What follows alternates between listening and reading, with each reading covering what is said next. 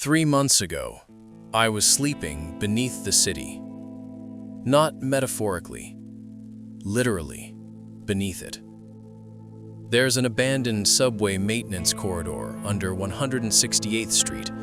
No lights, no cameras, just concrete walls stained with rust and old water.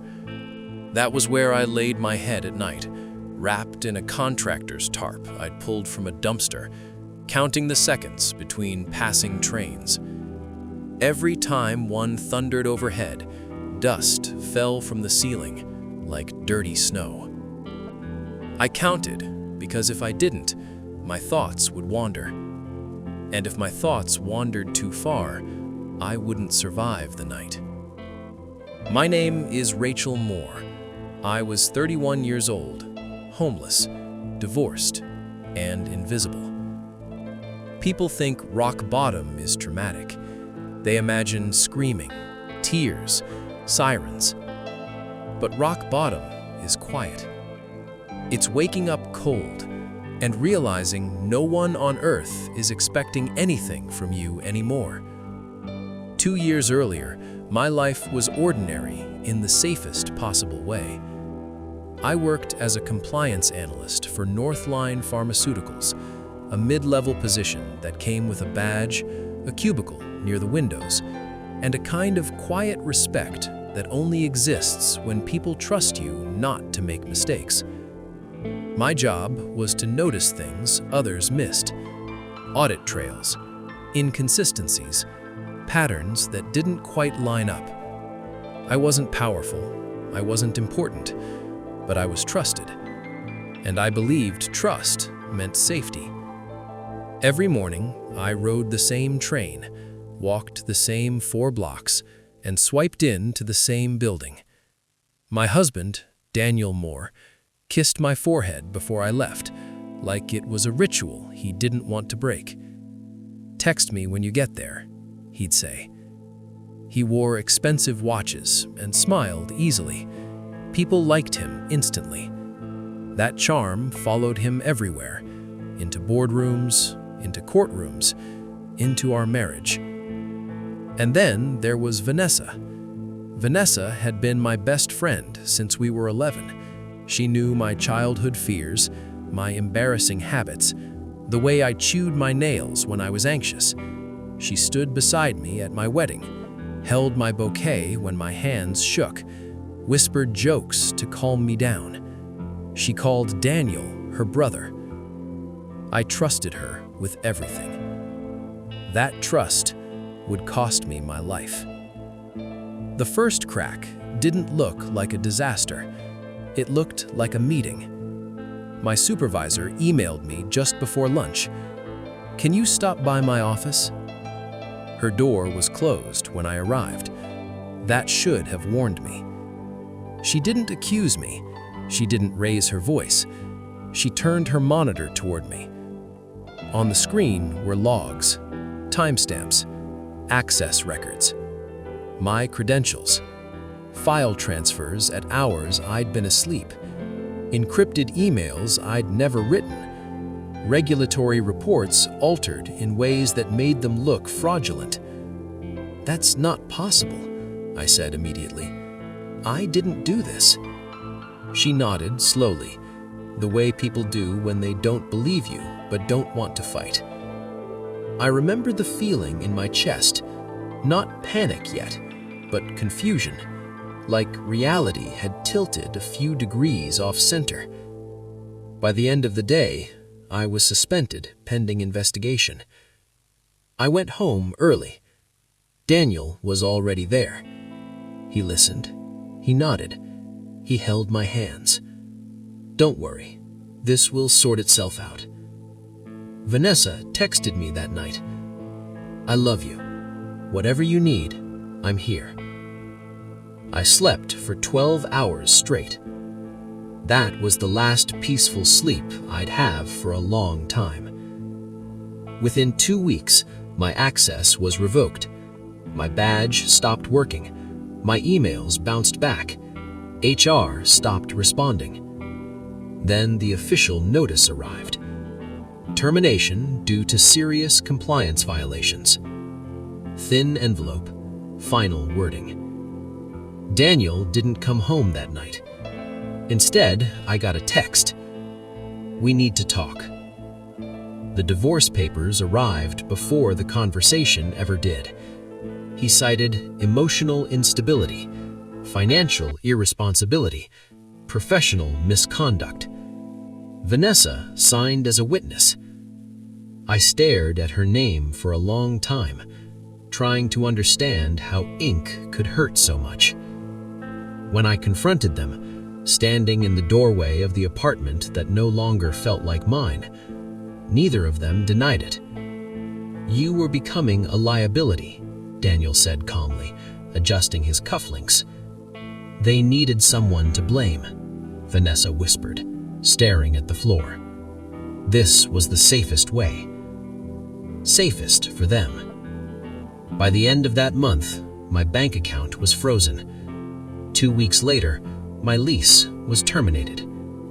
By winter, I was sleeping in my car. People don't talk about the small humiliations. Brushing your teeth in public bathrooms, pretending you're just tired, not lost. Carrying everything you own in a backpack that grows lighter every week. Homelessness isn't loud, it's quiet. People stop looking at you, not with hatred, but with absence. I learned which libraries stayed open the longest, which cafes didn't question one coffee over 3 hours, which security guards would let you sit if you didn't make eye contact. The cold was the worst. It settles into your bones. It makes thinking slow. One morning, my car wouldn't start. The battery was dead. I sat there in silence, watching my breath fog the windshield, and realized something terrifying. No one was coming. That was the moment my old life officially ended. January broke me. My hands cracked and bled. My clothes never dried. My thoughts grew heavy and slow. Some nights, I wondered if disappearing would be easier than surviving. On the coldest night of the year, I followed a flickering red sign through falling snow. Harbor Light Shelter. I didn't expect kindness. I didn't expect answers. I just wanted to sleep without shaking. Inside, the air smelled like disinfectant and old coffee.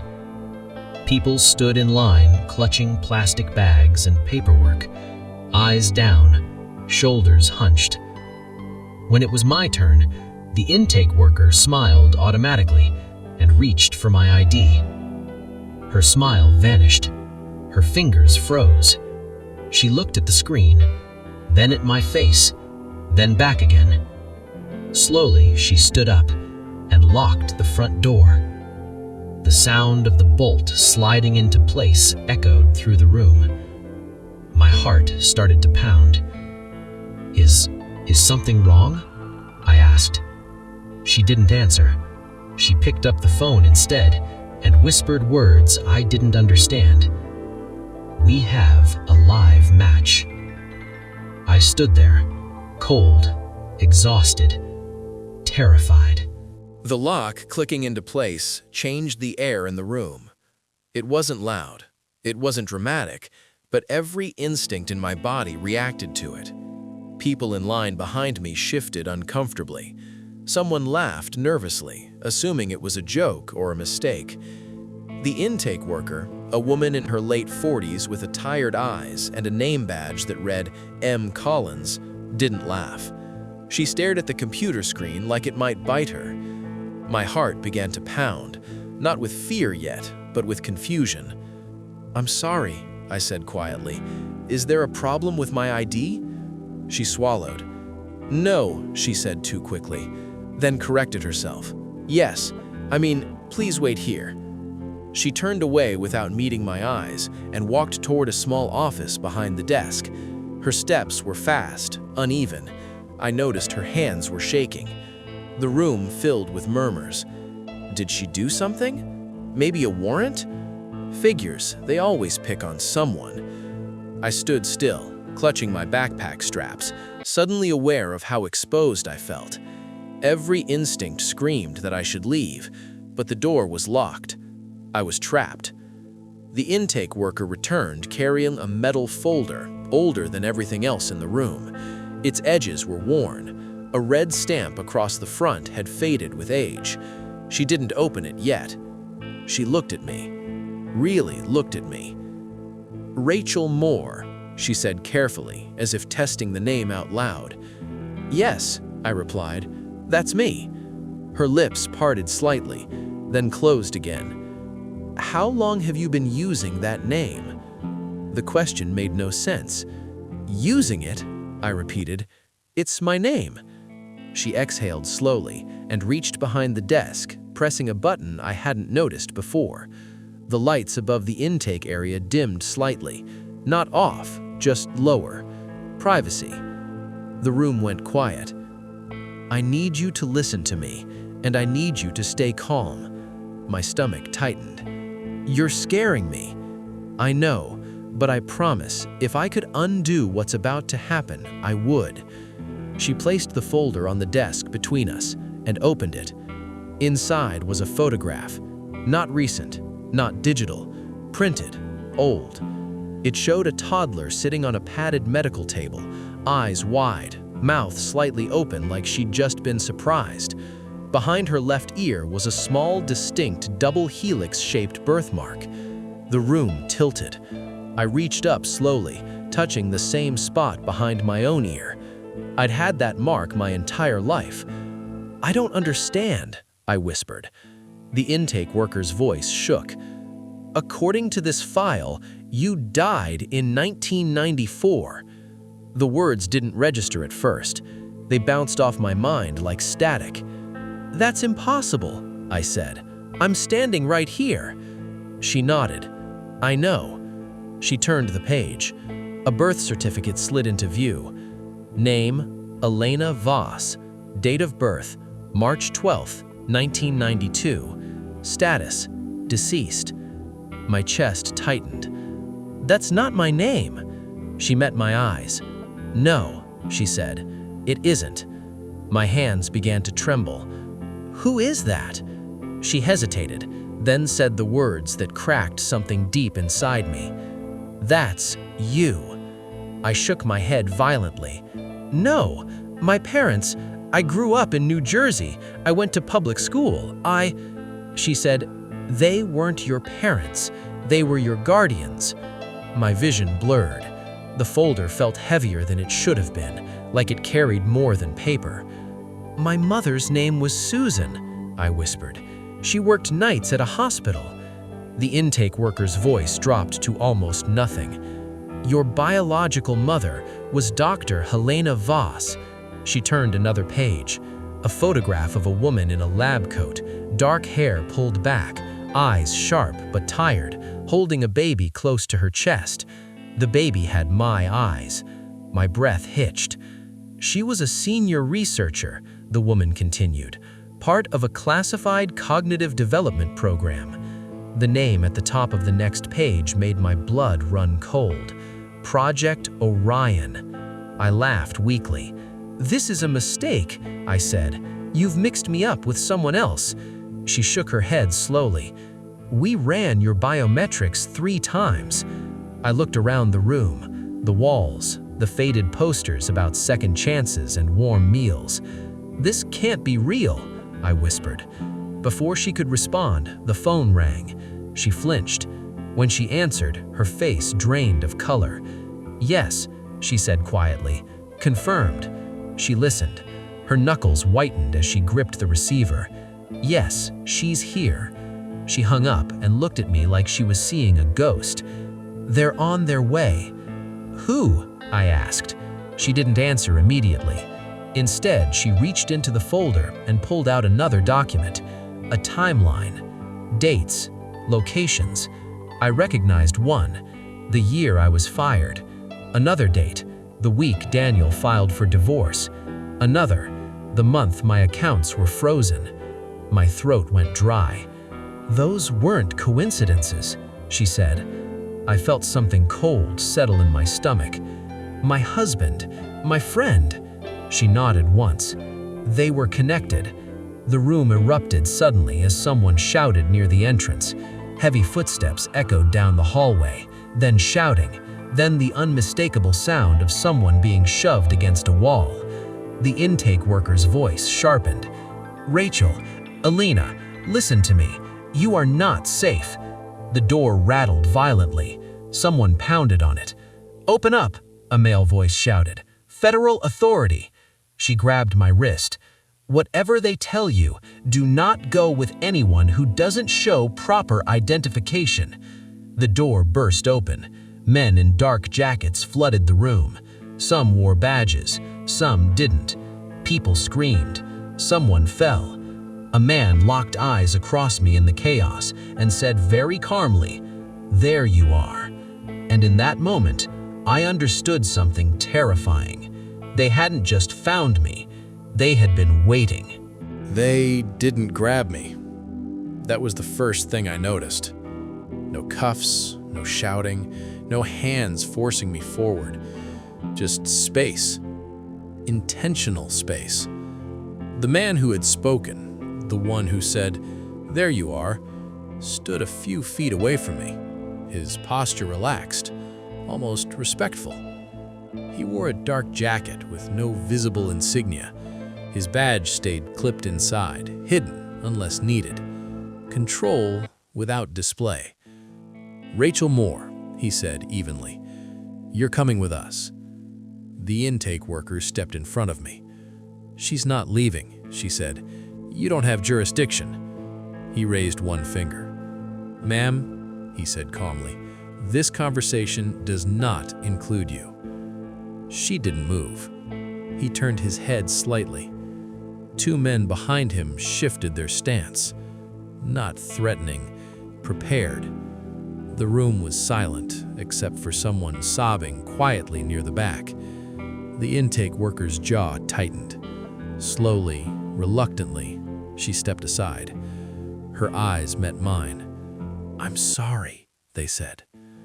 I walked forward on my own. That was the second thing I noticed. They didn't need to force me. The car with no markings. Outside, the night air felt sharper, colder than before. A black SUV idled near the curb, windows tinted so dark they reflected nothing back at me. The man opened the door himself. "Please," he said. Inside, the vehicle smelled faintly of antiseptic and leather. No radio, no clutter, just silence and motion as the door shut behind me. The engine hummed. "We can do this the easy way or the medically responsible way." I stared straight ahead. "Who are you?" He wasn't trained, he was engineered. "My name is Grant, and my job is to prevent problems before they become public." The city lights slid past the window like blurred memories. "Project Orion," I said. He didn't react. "That's not something civilians are supposed to know. You killed my life, my job, my marriage, my identity." Grant exhaled slowly. "No," he said. "We removed variables." I turned toward him. "I'm not a variable." "You are," he said calmly. "You always were. The place that doesn't exist." The drive lasted hours. No signs, no exits I recognized. Just darkness giving way to guarded gates and low concrete buildings that blended into the landscape like they didn't want to be seen. The facility had no name, no logos, no flags. Inside, everything was white and quiet. Not hospital white, controlled white, the kind designed to reveal nothing personal. They took my phone, my bag, my clothes.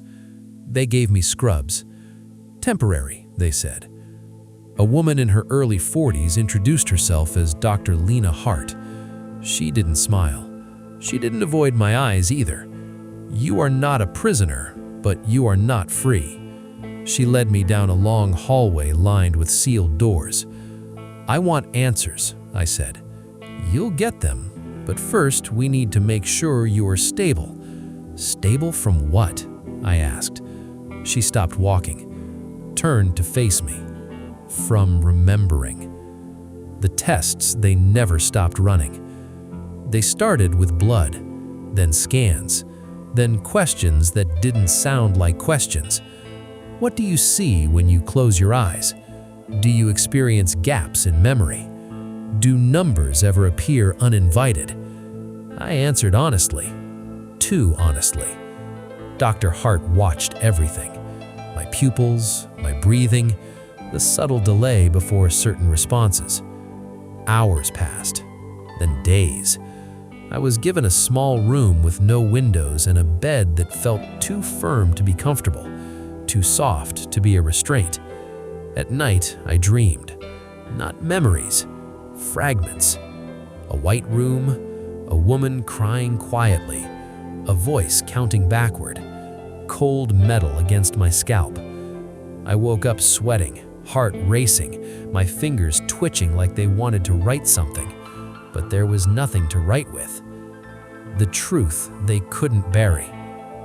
On the fourth day, Dr. Hart sat across from me with a tablet. "It's time," she said. She tapped the screen. A video played. Security footage. A laboratory. A younger woman in a lab coat, Dr. Helena Voss, stood beside a group of researchers. She looked exhausted, angry. "They're accelerating the program.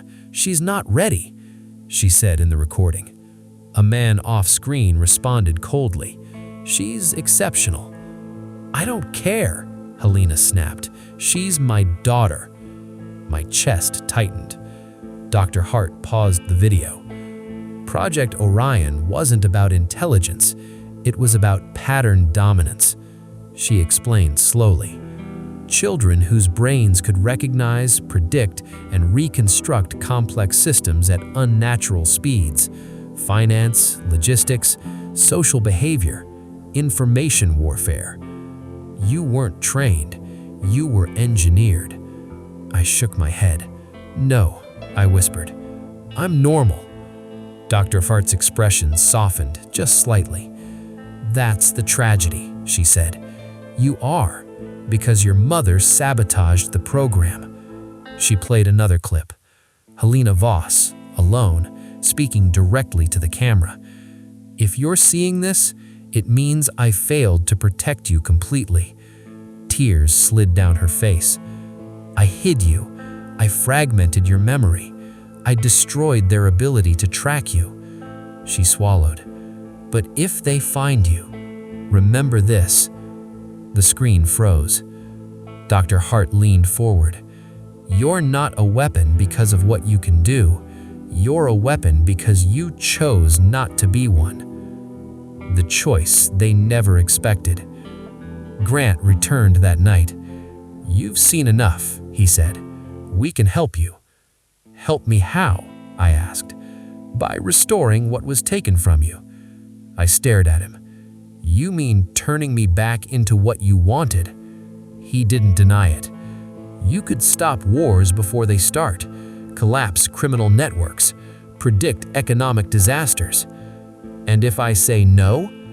His silence answered for him. That night, Dr. Hart came to my room. "You won't let you leave," she said quietly. I met her eyes. "You're helping me." She hesitated, then nodded. "There's a way, but Rachel Moore won't survive it." I understood immediately. To escape, I would have to die. The fire alarm that shouldn't have triggered. The evacuation was chaos. Alarms screamed, lights flashed red, smoke filled the lower levels. I ran with staff who didn't ask questions. No one looked at my face long enough to recognize me. Outside, rain poured down hard enough to blur everything. An ambulance waited near the perimeter. Dr. Hart pressed a card into my hand. "Your new life," she said. This is all I can give you." "What about you?" I asked. She smiled sadly. "I'll tell them I failed." The doors slammed shut. The alarm wailed. As we pulled away, flames climbed the side of the facility, and somewhere inside, Rachel Moore officially died. The silence after escape. Weeks later, I sat alone in a small apartment under a different name, different hair, different documents. The news reported a laboratory accident. No survivors, no details. At night, I still dreamed, but now the fragments were clearer, sharper, and for the first time, I understood the most dangerous truth of all. They didn't lose me. They let me go because they believed I would come back. For a long time, nothing happened. No agents at the door, no black cars parked across the street, no encrypted messages or mysterious calls.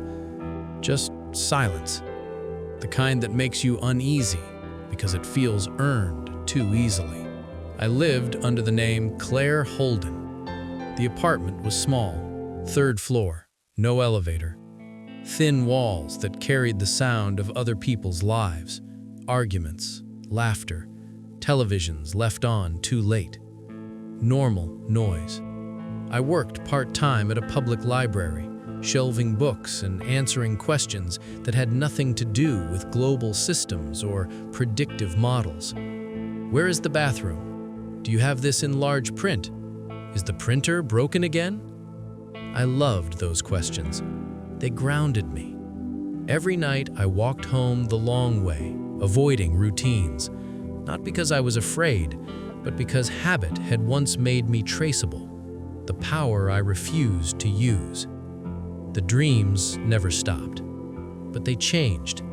Instead of fragments, I saw patterns, people moving like data points, markets pulsing like heartbeats, decisions unfolding before they were made. I could still see it. That was the cruel joke. My mother hadn't erased my abilities. She had only buried the pathways that made using them automatic.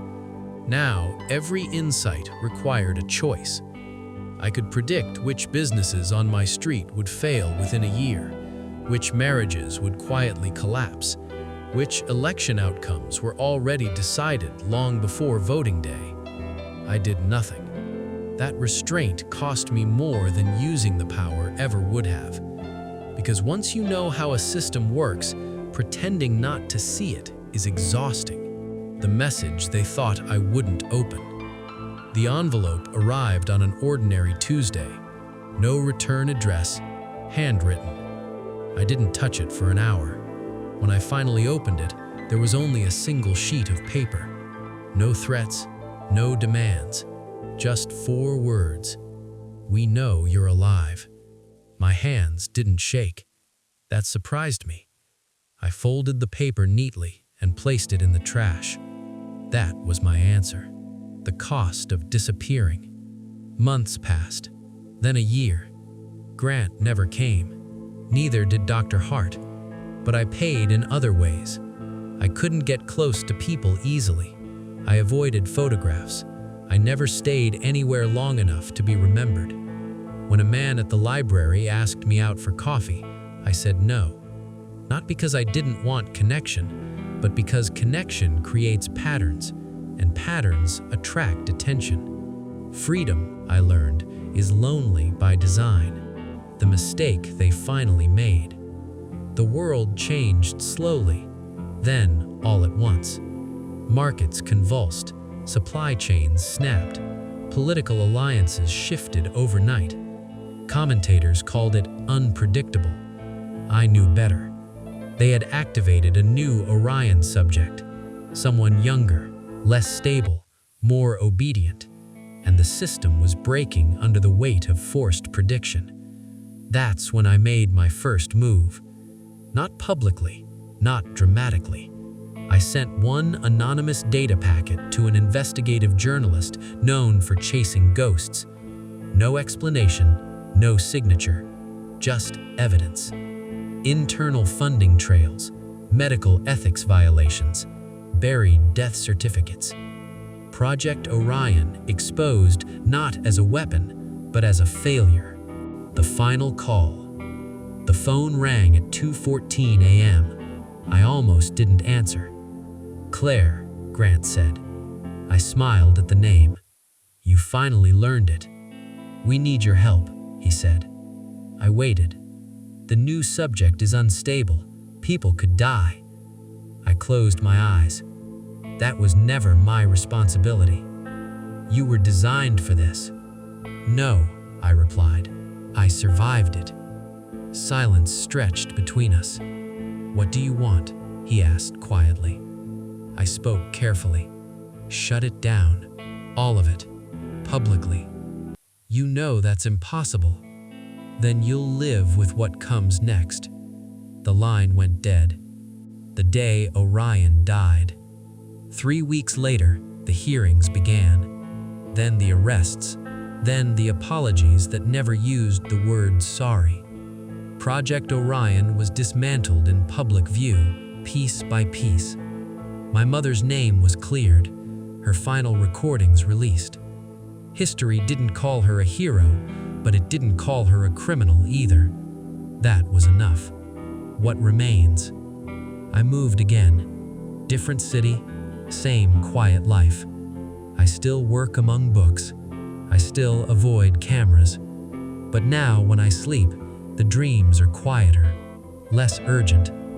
Sometimes I think about the person I could have been, the power I could have claimed. Then I remember the girl on the metal table, and I choose this life again, every time. Because the most dangerous thing Project Orion ever created was someone who learned how to walk away. They built a weapon. They lost a human. And in the end, that was their greatest failure.